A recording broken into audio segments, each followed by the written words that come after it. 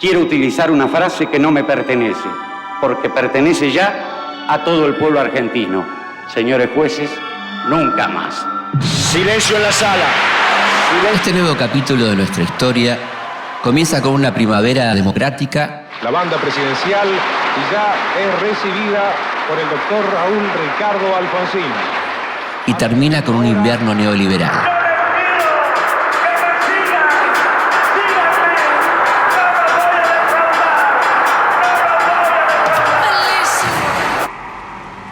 Pero antes hagamos un pequeño repaso, recorramos un poco la línea de tiempo. Fue menester continuar la lucha contra la subversión y hasta su total aniquilamiento. No está, ni muerto ni vivo, está desaparecido.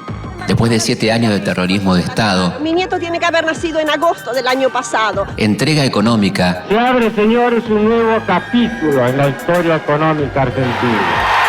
Una guerra perdida en las Malvinas. Quieren venir, que vengan, les presentaremos batalla. En 1983, los argentinos vuelven a votar.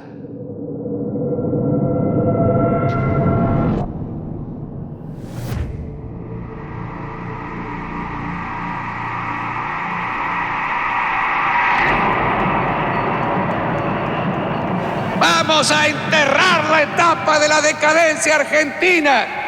Vamos a volver a ponerla entre los primeros países del mundo por la riqueza de nuestro pueblo.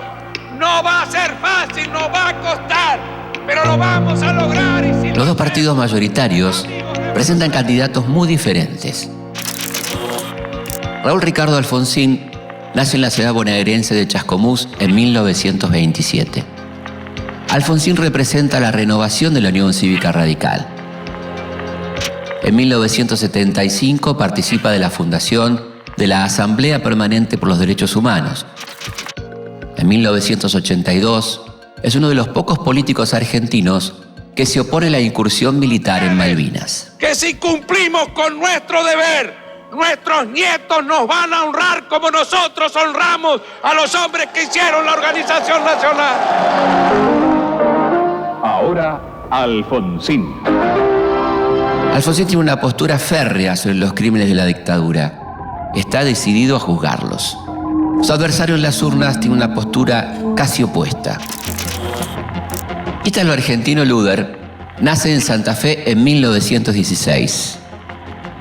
Es un prestigioso abogado que en 1975 llega a ser presidente provisional de la Nación durante la licencia de Isabel Perón.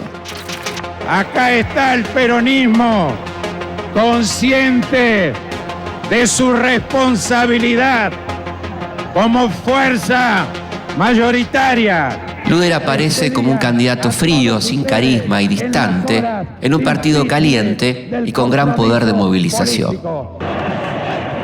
Alfonsín es todo lo contrario. Nada puede construirse en el país. Será imposible el desarrollo de nuestra patria si no damos respuesta a los requerimientos de la justicia social. Es el que mejor sabe interpretar las demandas de verdad y justicia de la sociedad y el que más esperanza genera entre los votantes más jóvenes. El 30 de octubre, el pueblo vuelve a las urnas. Una democracia que dé respuesta al hombre concreto con sus ilusiones, sus esperanzas, sus exigencias y sus frustraciones. Y entonces, desde luego, democracia con la que se vota, pero también democracia con la que se come, con la que se cura y con la que se educa. Delta radiante. Largas filas desde hora temprana. La participación es masiva. Nadie quiere dejar de votar y ser protagonista de este momento histórico. Alfonsín vence con casi el 52% de los votos. Luder obtiene el 40%. Es la primera vez que el peronismo pierde una elección nacional. Más allá de los resultados, ese domingo el pueblo sale a festejar a las calles de todo el país.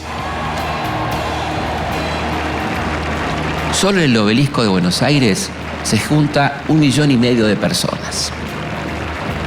Juro por Dios nuestro Señor desempeñar con lealtad y patriotismo el cargo de presidente de la nación. Si así no lo hiciere, Dios y la nación me lo demandan.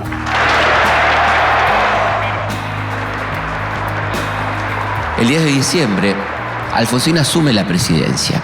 Luego de su mensaje en el Congreso, habla a la multitud desde el balcón del Cabildo.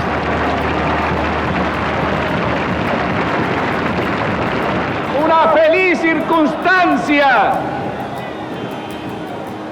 ha querido que en este día en que los argentinos comenzamos esta etapa de 100 años de libertad, de paz y de democracia, sea el Día de los Derechos Humanos.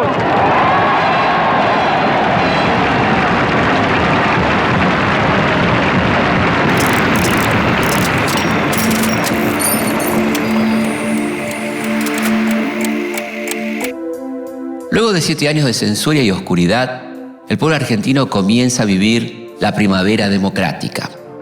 El rock nacional vive un momento único.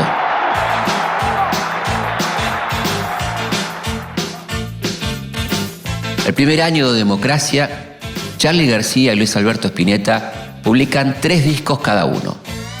También aparecen nuevas bandas como Soda Stereo, Los Abuelos de la Nada y Los Twist. Mercedes Sosa regresa del exilio asistido a los años de plomo, con experiencias como Teatro Abierto, abre nuevos espacios como el Café Einstein y el Paracultural. No, yo no veo ninguna. ¿Por qué no hablamos las cosas por su nombre? Estamos en democracia, hemos luchado por conseguir. El cine argentino produce películas que reflexionan sobre el pasado reciente. Ambientada en la época de Rosas, Camila busca hacer una metáfora sobre el terrorismo de Estado. ¿Quién era aquella mujer que venía con vos en el auto? ¿Quién era? La historia oficial saca a la luz el tema de los bebés robados durante la dictadura. Heifel se llamaba el médico, Heifel. No me acuerdo, Alicia, ¿cómo crees que me acuerde? ¿Cuándo te vas a acordar del médico que te dio a Gaby?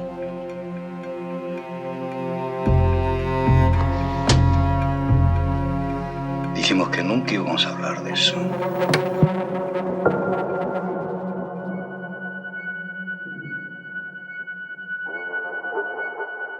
Pero, lamentablemente, más allá de la primavera, desde el comienzo las cosas no son sencillas. Cuando asume Alfonsín se encuentra con una crisis económica y social tremenda. Un Estado destruido y una deuda impagable. Por otro lado está la amenaza militar siempre latente y el peronismo como oposición, sobre todo el sector sindical.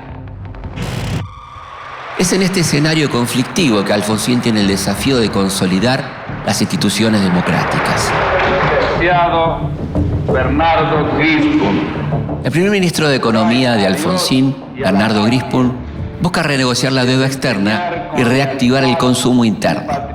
Pero se encuentra con un país empobrecido, con una moneda cada vez más devaluada y con cifras de pobreza y de nutrición nunca vistas. La Constitución Nacional, sí, puro. Durante los primeros meses, el gobierno lanza el Plan Alimentario Nacional, la Caja PAN, una solución de urgencia para el hambre de 5 millones de argentinos. Programa Alimentario Nacional. Mucho más que pan. A una semana de asumir, el gobierno envía al Congreso un proyecto de ley para limitar la reelección de los altos cargos sindicales y garantizar la participación de las minorías en las comisiones directivas. Es la Ley Mucci.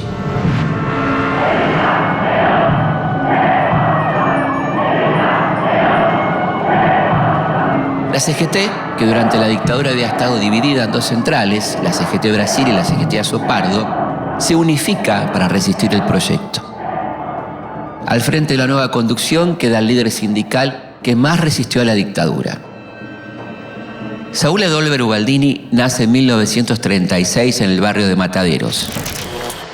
A los 22 años participa de la heroica toma del frigorífico Lisandro de la Torre.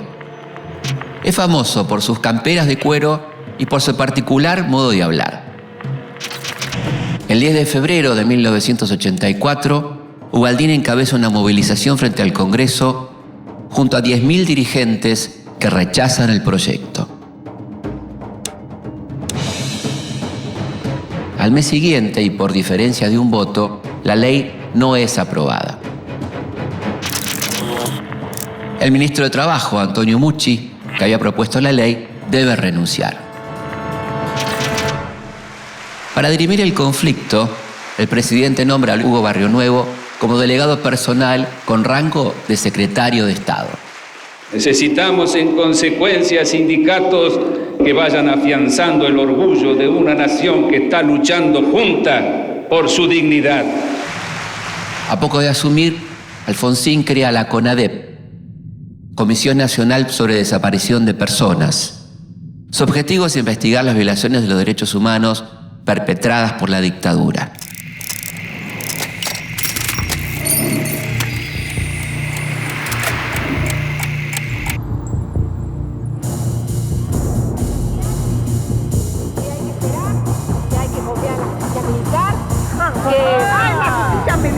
Que después a lo mejor pasa a la civil. Ha sido una entrevista muy triste porque el doctor Alfonsín no ha aceptado lo que las madres le fuimos a plantear. Nosotros le planteamos que de ninguna manera somos nosotros los que tenemos que llevar las pruebas, que ellos saben. Los jefes de área, todos sabían por qué se tenían que llevar a tantos jóvenes. Tenían las listas. Esa gente es la responsable. Tiene que haber responsables en esto. En estos años surge una teoría que daría mucho que hablar, la de los dos demonios, que pone a la violencia de las organizaciones armadas de izquierda al mismo nivel que el terrorismo de Estado. Porque cuando Troco le habló en el programa Nunca Más, ni el gobierno nacional ni las autoridades de la CONADEP lo desmintieron, y él dijo y justificó el terrorismo de Estado. Por eso no vamos a la marcha.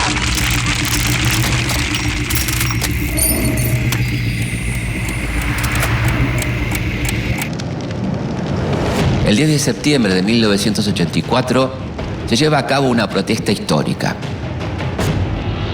En la ciudad de Puerto Madryn se produce el Madrinazo. Los gobiernos provincial y nacional autorizan a buques de guerra estadounidense a reaprovisionarse en el puerto. Una multitud marcha en protesta, recordando que los Estados Unidos habían dado su apoyo logístico y diplomático a Gran Bretaña durante la Guerra de Malvinas. La elección del muelle Almirante Storni no puede ser más provocativa. Es el mismo al que habían llegado 2 años atrás los combatientes. La presión hace que los buques se retiren. Los manifestantes festejan porque han logrado mostrar su reconocimiento a los chicos que tuvieron que ir a la guerra. Porque sobre la base de la mentira o de la oscuridad no podemos construir la unión nacional.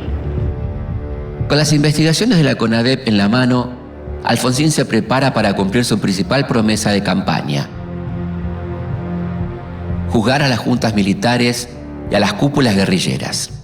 Para que de aquí en adelante los argentinos sepamos cabalmente, por lo menos, cuál es el camino que jamás deberemos transitar en el futuro. El presidente pasa las causas contra los uniformados a la justicia militar, que se niega a juzgar a sus pares.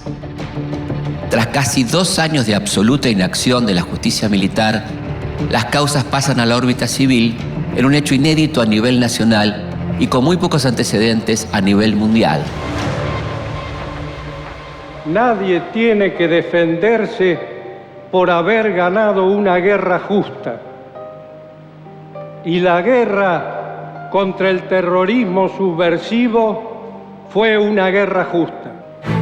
Unos pocos asesinatos o torturas podrían ser considerados hechos aislados, pero la cantidad de hechos que ha probado la Fiscalía, hechos coincidentes en sus detalles, que sucedieron en todos los rincones del país y durante largos años, permite demostrar acabadamente la existencia de un plan de operaciones que debe ineludiblemente haber sido dictado por quienes aquí están acusados.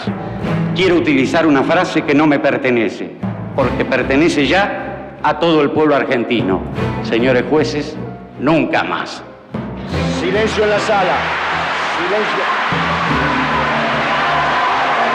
Se dispone personal policial desaloje la sala.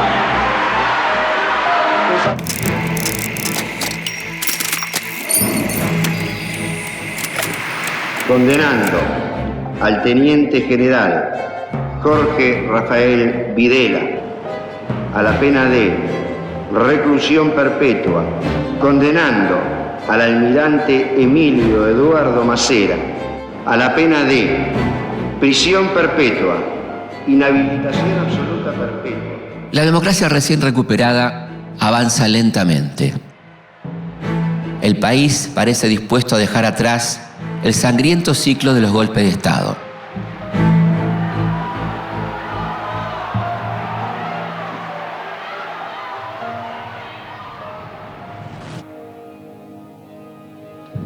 El triunfo o el fracaso de un país no depende de su historia ni de su geografía.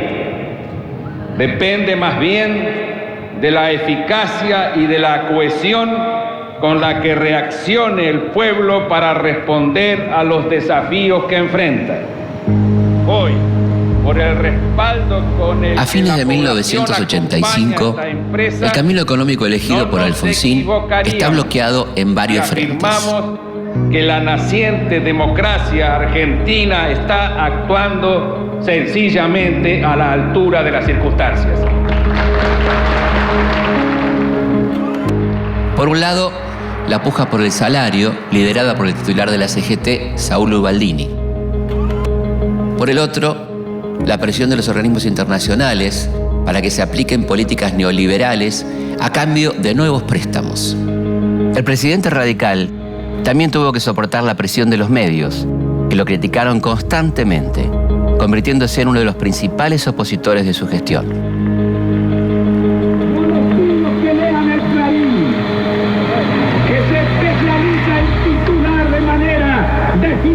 Como si realmente quisiera hacerle caer la fe y la esperanza al pueblo argentino. El déficit fiscal no baja y la inflación crece, y Bernardo Grispum es reemplazado por Juan Vital Zurruil. Vemos que se anuncia una iniciativa política referida al problema de la deuda, que reconoce el fracaso de las soluciones probadas hasta el momento y admite la imperiosa necesidad de crecimiento. En pocos meses son las elecciones legislativas y el gobierno necesita apuntalar la economía. El nuevo ministro prepara un secreto plan económico y un cambio de moneda. Pero que su gobierno sabe que tiene un compromiso básico, el respeto a la dignidad nacional y al deseo de justicia de su pueblo. El plan combina una agresiva política de ingresos que busca regular el tipo de cambio, los salarios y las tarifas públicas, con medidas fiscales y monetarias de corte ortodoxo que se ajustan a los pedidos de los acreedores externos. Muere el peso, nace el austral. Un dinero fuerte y sano que no arrastra consigo la carga de la inflación. Para hacerlo simple, elimine 3 ceros de los pesos actuales. Ejemplo. Los resultados son inmediatos. El plan austral permite controlar la inflación y en 1985 el Partido Radical gana las elecciones parlamentarias.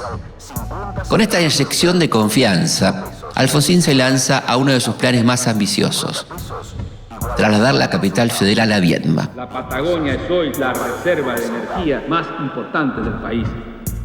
Si la convicción es que debemos resolver el problema del centralismo, no hay duda que podremos hacerlo mediante la decisión política que procure las soluciones institucionales que correspondan.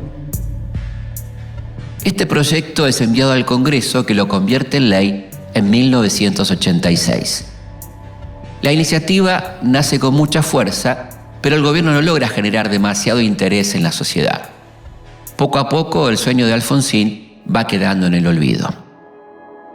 Pero a pesar de todas las dificultades, el gobierno da lugar a varias medidas progresistas, como la renovación del sistema educativo a través de un congreso pedagógico en el que convoca a todos los sectores de la educación, la centenariamente postergada ley de divorcio vincular, que se sanciona con la fuerte oposición de la Iglesia y la derecha nacional el 3 de junio de 1987.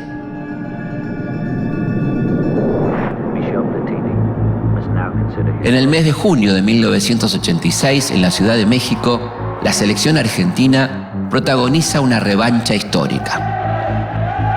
A solo 4 años de la Guerra de Malvinas, los jugadores de la selección tienen enfrente al equipo representativo del Imperio Británico.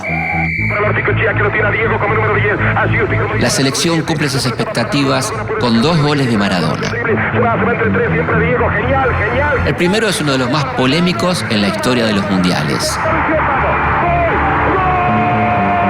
El segundo es definitivamente una obra de arte. Uno pasó a la historia como la mano de Dios y el otro como el gol del siglo. Ahí lo tiene Maradona, lo marcan 2, pisa la pelota Maradona, arranca por la derecha el genio del fútbol mundial, y es el tercer gol para Borruchaga, siempre Maradona, genio,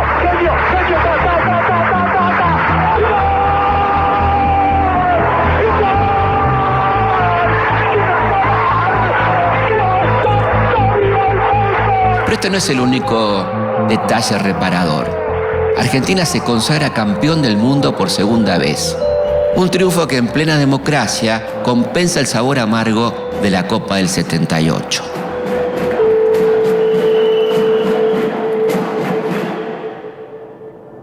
En febrero de 1986, el ministro Zurril anuncia la segunda etapa del Plan Austral. Son medidas ortodoxas que buscan reformar el Estado, reducir el déficit fiscal, impulsar la reconversión industrial y estimular las exportaciones. Sin embargo, la inflación sigue en aumento. En febrero de 1987, Alfonsín acuerda con sectores del poder económico y sindical, liberaliza la economía y le da más fuerza a las exportaciones. Mientras tanto, los sectores vinculados a la producción agropecuaria presionan por un tipo de cambio más favorable y por una reducción de los impuestos. Aunque parece que algunos comportamientos no se consustancian con la democracia, porque es una actitud fascista el no escuchar al orador.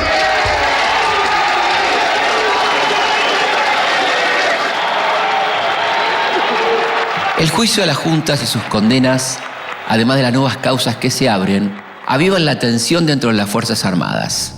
En todo el país se suceden actos de indisciplina. En busca de descomprimir la presión militar, el 24 de diciembre de 1986 se sanciona la ley de punto final. Esta ley establece que las causas se deben apurar y que, en caso de que en el plazo de 30 y 60 días no se encuentren pruebas para procesar a los demás militares, la acción penal prescribe. Y no vamos a permitir el punto final, porque el punto final no viene por decreto. Acá tenemos que saber qué pasó con cada uno de los nuestros. Esta ley significa un retroceso frente al extraordinario logro que significó el juicio a las juntas. Hay movilizaciones para reclamar la continuidad de los juicios y la confirmación de las condenas, y se afianza la lucha de las abuelas de Plaza de Mayo por la búsqueda de los niños apropiados durante la dictadura. No puede haber paz. No puede haber paz en el país. No solamente busco mi nieto y busco justicia para mi hija, busco todos los nietos hasta que cada uno y todos aparezcan, y para que esto nunca más ocurra en nuestro país ni en ningún lugar del mundo. Estela Barnes de Carlotto es madre de 4 hijos y maestra de escuela primaria. En noviembre de 1977, una de sus hijas, Laura Estela Carlotto, estudiante de Historia en la Universidad de La Plata y militante de la Juventud Universitaria Peronista, es secuestrada estando embarazada de 3 meses. Tiene a su hijo en junio de 1978 en el hospital militar. En abril de ese mismo año, Estela de Carlotto se une a la actividad de las abuelas de Plaza de Mayo. En agosto, los militares le entregan el cadáver de su hija. Estela comienza una búsqueda que va a durar 36 años. ¿Dónde están los niños? ¿Dónde están los niños que nacieron en este campo de concentración? ¿Dónde están nuestros nietos?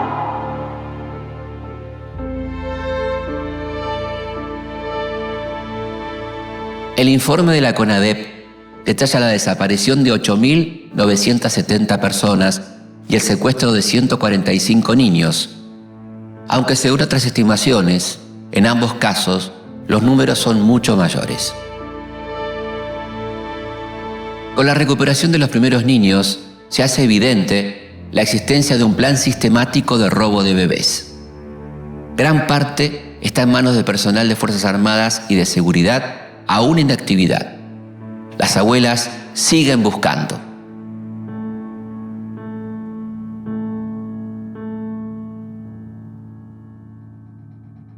A 3 años de recuperada la democracia, el peor fantasma del pasado vuelve a aparecer.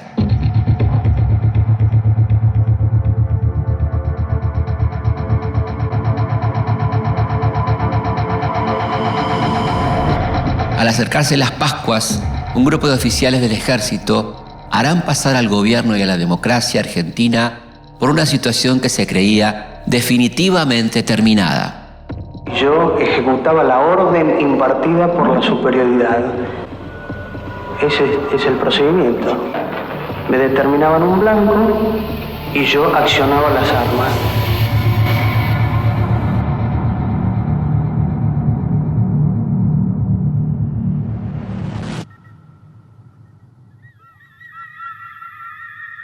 En la Semana Santa de 1987, una multitud se reúne en la Plaza de Mayo.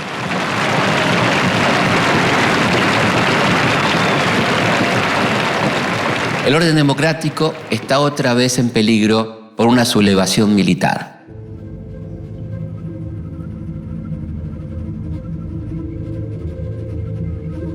Meses antes, los altos mandos militares habían comenzado a ser citados por la justicia para que den su testimonio por las violaciones de los derechos humanos cometidos durante la dictadura. Un destacamento se revela en Córdoba y luego le siguen otros en el resto del país. El principal es el Regimiento de Infantería de San Javier, Misiones, a cargo del teniente coronel Aldo Rico, que se traslada hasta Campo de Mayo. Quiero que tengan conciencia de que este es el Ejército Nacional. Este que está acá es el Ejército Nacional. Este es el ejército que está dispuesto a dar la vida por la patria. Este es el ejército que se autolimitó para no enfrentarse a ese pueblo que nos insulta.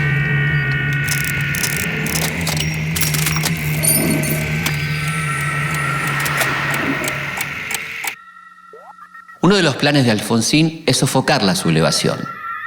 Pero las supuestas fuerzas leales se niegan a reprimir a sus camaradas de armas. Personal completo, con cañones de... Tras comprender esta situación, Alfonsín se traslada a Campo de Mayo para negociar. El tiempo pasa lentamente y la tensión aumenta. Son 3 horas de vigilia y rumores entrecruzados.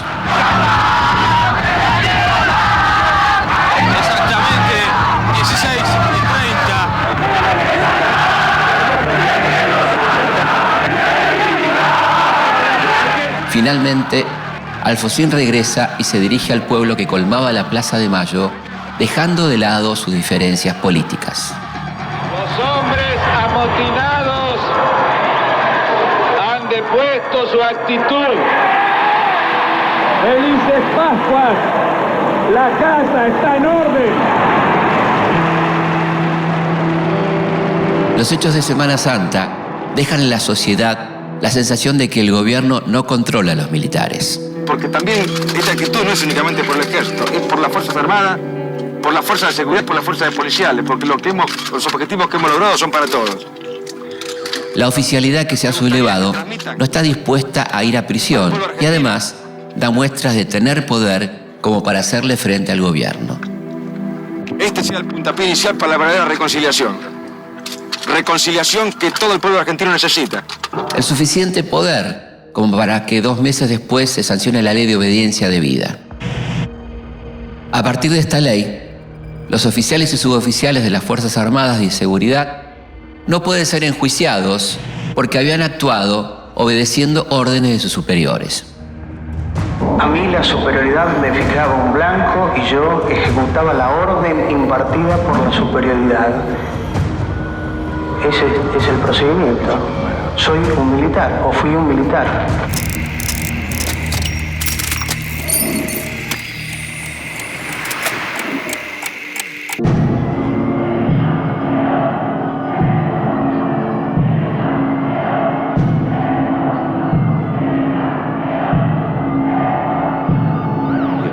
A su vez, el gobierno debe atender los reclamos de otro frente interno que no le da tregua. El sindicalismo, con Saúl Baldini a la cabeza, y sus duras críticas al Plan Austral. Alfonsín designa a Carlos Alderete, dirigente del gremio de Luz y Fuerza, como ministro de Trabajo. Con este nombramiento, busca poner de su lado a los gremios peronistas ortodoxos conducidos por Lorenzo Miguel. Pero los meses siguientes demuestran que sus esfuerzos son en vano. Pronto se ve forzado a sancionar una serie de leyes laborales y sociales que benefician al núcleo de la organización sindical, como la del manejo de las obras sociales. En este contexto, el peronismo recupera protagonismo. En 1987, en las elecciones a gobernador de la provincia de Buenos Aires, triunfa Antonio Cafiero. También gana en Entre Ríos, Misiones y Chubut. El mapa político comienza a cambiar. A pesar de que ya se habían sancionado las leyes de punto final y obediencia debida, las sublevaciones no dan respiro al gobierno. Esta tropa no sabemos con certeza si se dirige al campo de batalla o al regimiento 4º de Infantería de Monte Caseros, lugar donde los rebeldes... En enero de 1988, en Monte Caseros, provincia de Corrientes, vuelve a levantarse Aldo Rico, quien desde hace un mes goza del beneficio de la prisión domiciliaria. No queremos ver más caras pintadas. También en esta ocasión, el pueblo sale a la calle para defender la continuidad de la democracia. Algunas versiones indicaban que Aldo Rico se habría rendido. Finalmente, se logra la rendición de los sublevados sin que haya enfrentamientos. La democracia está a salvo, la tranquilidad vuelve. Pero la situación no se resuelve definitivamente.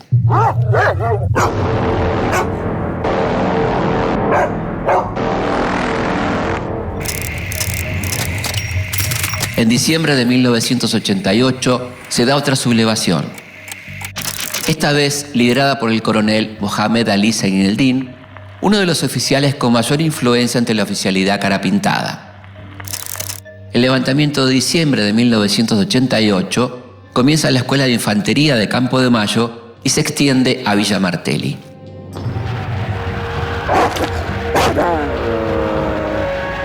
Los ciudadanos nuevamente salen a la calle para movilizarse a favor del Estado de Derecho. Muchos protestan frente a los destacamentos militares. Se producen enfrentamientos que dejan como saldo 14 personas muertas entre civiles y militares.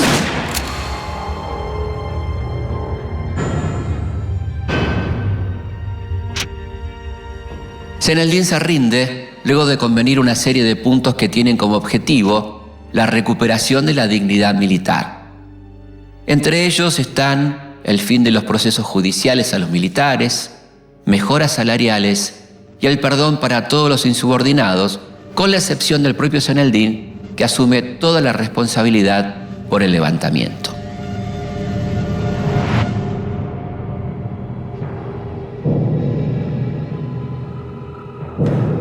Durante la primera mitad de 1988, la situación empeora. Suben las tarifas y aumenta la inflación. El Banco Central pierde reservas día a día. Crece la fuga de capitales. El gobierno anuncia una nueva etapa del Plan Austral.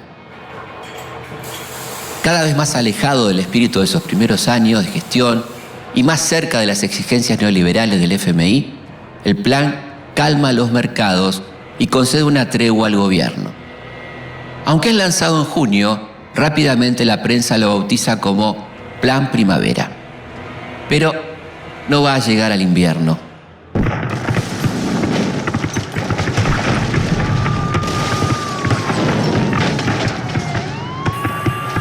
En el verano de 1989, un nuevo episodio de violencia pone en tensión a la democracia.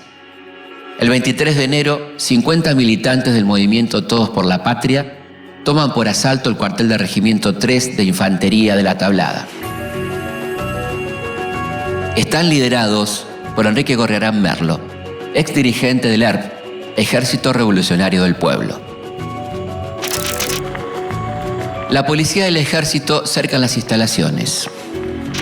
Luego de horas de enfrentamiento, logran la rendición con un alto costo en vidas humanas. 39 muertos, 28 del MTP y 11 del ejército y la policía. Después de la rendición, se especula que sus dirigentes, a través de una infiltración informativa por parte de sectores de la derecha, habrían recibido datos de un supuesto pacto golpista entre Seyneldin y el gobernador Carlos Menem de La Rioja. Mientras tanto, el Plan Primavera da señales de agotamiento. A fines de enero se produce una corrida contra el Austral y el 6 de febrero el gobierno debe abandonar el esquema cambiario. El fracaso del Plan Primavera anuncia el fin de una época. La Argentina, empobrecida, desindustrializada y endeudada, pronto va a mostrar su cara más terrible. Esteban, cosas porque también hay destrozos. Hay destrozos, no es por causa de hambre, esto ya es otro tema aparentemente. Compañeras y compañeros, el peronismo no es enemigo de nadie, no viene a destruir nada, simplemente el peronismo es amigo de los pobres, es amigo de los trabajadores, es amigo de los que tienen hambre y sed de justicia. No temáis, vais con Perón y su doctrina. ¡A triunfar! ¡A triunfar! ¡A triunfar! En 1989, las elecciones nuevamente vuelven a enfrentar a los dos partidos mayoritarios. El radicalismo está en crisis y no parece tener grandes posibilidades. Viene del fracaso del Plan Primavera y de la renuncia de su ministro de Economía, Juan Vital Survil. Su reemplazante, Juan Carlos Pugliese, tampoco encuentra el rumbo. Porque hace 6 años votamos pensando en la democracia. Hoy los argentinos podemos pensar también en nuestros bolsillos. Votemos con la cabeza. Tratando de diferenciarse de los vaivenes económicos del gobierno, Eduardo César Angelós, el candidato radical, promete salir de la crisis con un plan de reformas liberales y fuertes ajustes para los que exhibe orgulloso un lápiz rojo. Ahora le toca a la economía. Ahora le toca a Angelós. El justicialismo presenta a Carlos Menem, quien ha derrotado sorpresivamente en las internas justicialistas a Antonio Cafiero. Menem nace en Anillaco, provincia de La Rioja, en 1930. Estudia abogacía en la Universidad Nacional de Córdoba. En la década de los años 50 forma la Juventud Peronista en su provincia y representa legalmente a diversos sindicatos. En 1973 es elegido gobernador de La Rioja. En 1976, con el golpe de Estado, es detenido por los militares, que primero lo encarcelan y luego lo envían a un pequeño pueblo en Formosa hasta 1981, cuando recupera su libertad. En 1983, nuevamente es electo gobernador de su provincia. Desde ese momento, comienza a prepararse para ser candidato en estas elecciones. Por los hombres de trabajo. Por los sin techo. Por la alegría. Por mañana. Por la esperanza. Por los otros. Por nosotros. Por la tierra. Por la vida. Por amor. Por Argentina.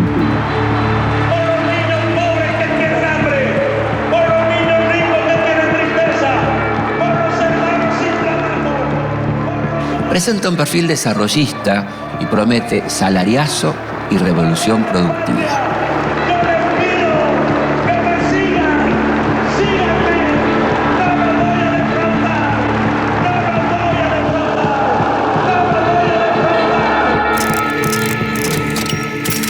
La Rioja, en un clima de tranquilidad como el que se vive en toda la República Argentina, el doctor Carlos Saúl Menem emite su voto. A la madrugada del 14 de mayo se conocen los resultados. Carlos Menem triunfa con más del 10% de ventaja sobre Angelós. El flamante presidente saluda desde los balcones de la Casa de Gobierno de La Rioja, agradeciendo a los argentinos la confianza que han depositado en él. Argentina se pone en marcha. La democracia ha triunfado. Mientras tanto, la devaluación del austral lleva a que la situación empeore aún más. El índice de pobreza se dispara durante este año del 25 al 47,3%.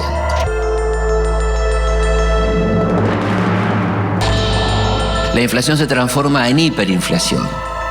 A los pocos días del triunfo de Menem y del cambio ministerial, se conocen los índices de mayo. 114% de inflación mensual. Nadie, particularmente ningún trabajador, puede sentirse mínimamente tranquilo con una inflación que corroe su salario. La tensión lleva a un estallido social que le impide saber para cuántos días alcanzará su sueldo. En todo el país se viven episodios de saqueos en comercios y supermercados. Están escapando los tiros. Así concluye el gobierno de un hombre clave de nuestra democracia. Un hombre al que le tocó la difícil tarea de gobernar en una época en que las corporaciones eclesiásticas, militares y económicas todavía mantienen el poder obtenido durante los años más negros de nuestra historia. Ningún presidente tiene derecho a reclamar indefinidamente el sacrificio de su pueblo si su conciencia le indica que puede atemperarlo con el suyo personal. El 8 de julio, 5 meses antes de lo previsto, Carlos Saúl Menem asume la presidencia. Por Dios nuestro Señor y estos santos evangelios, desempeñar con lealtad y patriotismo el cargo de presidente de la nación. Si así no lo hiciere, Dios y la nación me daremos. Ese día trae dos datos novedosos en nuestra historia política. Por primera vez desde 1930, un presidente constitucional le entrega el mando a otro de un partido político distinto. Por primera vez en la historia, un presidente peronista asume secundado por un gabinete completamente neoliberal. En este caso, claro, ante la situación, creo que todos estamos haciendo una fuerza bárbara para que esto vaya para adelante. Es que si no hacemos fuerza todos no salimos adelante, Elías. Menem tiene aspecto de caudillo del interior, con patillas y pelo largo, mezcla de personaje simpático y transgresor. Con su asunción, despierta al mismo tiempo esperanza e incertidumbre. Para construir una Argentina mejor. Por ello, hoy, este pueblo que se ha congregado en la Plaza de Mayo para pedir trabajo, para pedir decencia a sus gobernantes. Desde el inicio de su mandato, Menem demuestra que no está atado ni a las promesas de campaña ni a las tradiciones de su partido. Recibimos al país con un proceso de hiperinflación realmente excepcional. Pero el rumbo del gobierno queda claro al poco tiempo. El gabinete es una síntesis de lo que vendrá. Dirigentes peronistas de diferentes extracciones conviven con extrapartidarios de cuna liberal. De ahí que haya asumido la firme convicción de convocar a hombres de los más variados sectores del pensamiento nacional para integrar mi gobierno. En el Ministerio de Economía, por ejemplo, hay exmiembros de la compañía multinacional Bunge-Ibor. La muestra de que las promesas de gobierno de corte popular y desarrollista eran solo eso, la encarna el eterno Álvaro Alzogaray designado asesor del presidente ad honorem. Teníamos necesidad de hacer cirugía mayor sin anestesia. Cuando asume Menem, hay más de 400 militares procesados por diversas causas. He firmado los decretos de indulto para militares y civiles de acuerdo a lo que venía anunciando desde hace un tiempo esta parte.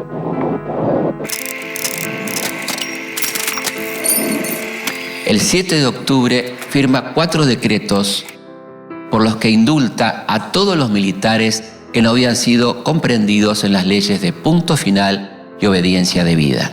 Decisión que según las encuestas desaprueba una amplia mayoría de los argentinos y que tiene eco en el exterior. También alcanza a los responsables de Malvinas, a integrantes de Montoneros y ERP y a los que participaron de los levantamientos de Semana Santa, Monte Caseros y Villa Martelli. A la llegada del presidente procedente del sur argentino, donde había pasado el día en visita turística privada, el habitualmente locuaz Carlos Menem se metió esta vez en su coche sin decir palabra. Fue el secretario de Medios quien secamente aplazó toda explicación para hoy. Mañana habrá que esperar hasta las 11:30 de la mañana que entreguemos la información nosotros. Yo sé que va a haber descontentos, como en todos los hechos de la vida, pero también estoy convencido de que muchos millones de argentinos están aplaudiendo esta medida.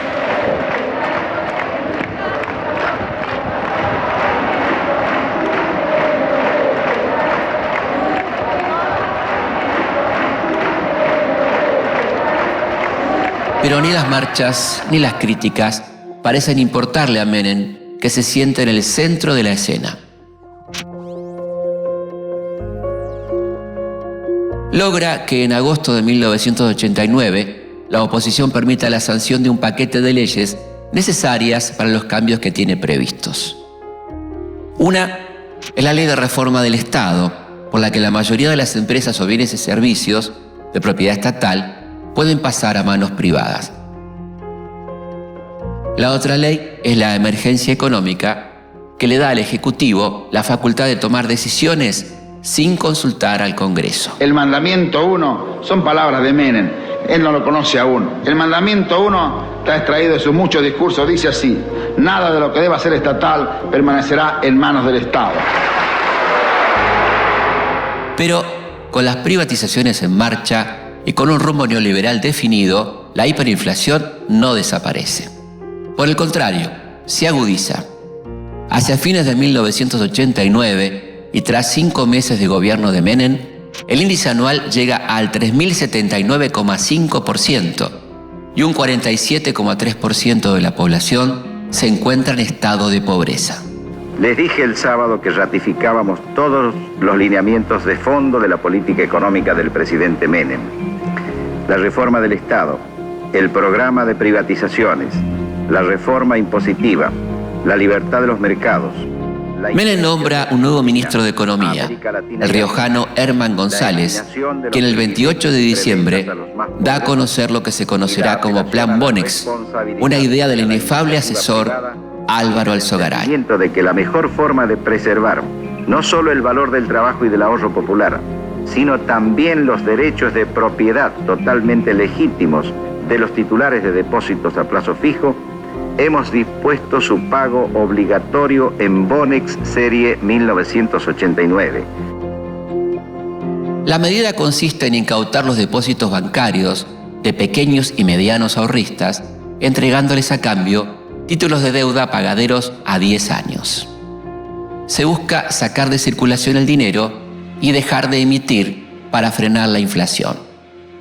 Pero durante los primeros meses del año, la hiperinflación subsiste.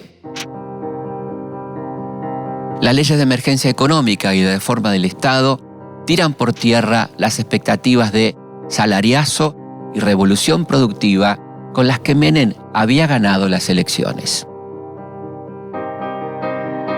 A tan solo 5 meses de las elecciones, el modelo de racionalización y privatizaciones pone en alerta a los trabajadores por las amenazas de cierres y despidos. Uno de los hechos que confirma el rumbo es la reacción oficial cuando la CGT Azopardo, liderada por Ubaldini, plantea un paro general a mediados de noviembre de 1990. Menem se anticipa y frena la iniciativa un mes antes a través de un decreto que limita el derecho de huelga. Y lo hace precisamente un 17 de octubre sin ponerse ni siquiera un poquito colorado.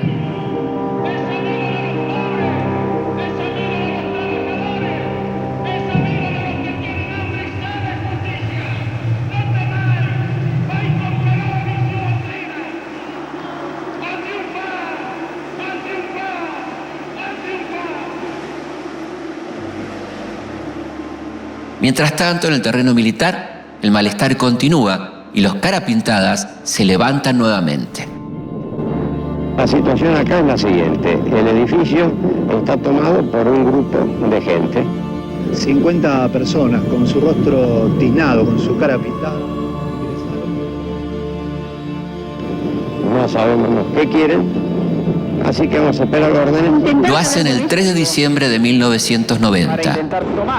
Copan el Distrito Militar 1 y el cuartel de Patricios ubicado en Palermo. El que está tomado por un grupo de militares que responden al coronel Seineldin. ¿Cuántos hay acá que han tomado? En este lugar, no le voy a decir la cifra.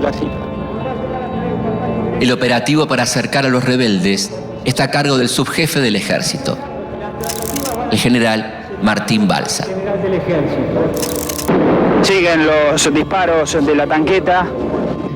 Como intuíamos, ingresa para tratar de buscar a los últimos sediciosos que están ofreciendo todavía resistencia. Se produce el desplazamiento de los efectivos del hospital militar y en este momento la salida de los sediciosos que se han rendido. Los enfrentamientos dejan 14 muertos y más de 50 heridos. La primera imagen. La derrota de los sublevados fortalece al gobierno. Tenemos con claridad de los sediciosos luego de su rendición. Semanas después, exactamente el Día de los Inocentes, el presidente, prestando oído a los reclamos de la sociedad rural y del poder económico más concentrado, de acuerdo a lo que venía anunciando desde hace un tiempo esta parte, hace público su segundo indulto a los máximos responsables militares y civiles de la dictadura. El mandatario anunciaba una segunda tanda de indultos el 28 de diciembre, Día de los Santos Inocentes. Beneficiados fueron nada menos que los máximos jerarcas de la dictadura militar, entre ellos Jorge Rafael Videla, Emilio Eduardo Macera y Carlos Suárez Mason. yo sé que va a haber descontentos, pero también estoy convencido de que muchos millones de argentinos están aplaudiendo esta medida. Menem ha concedido su segundo y más importante indulto. Con él han salido a la calle los máximos responsables de una violenta década. Para muchos, este indulto no es la puerta hacia la reconciliación, sino el camino hacia el olvido oficial de lo que difícilmente podrá olvidar la sociedad argentina. Es uno de los días más tristes de la recientemente recuperada democracia.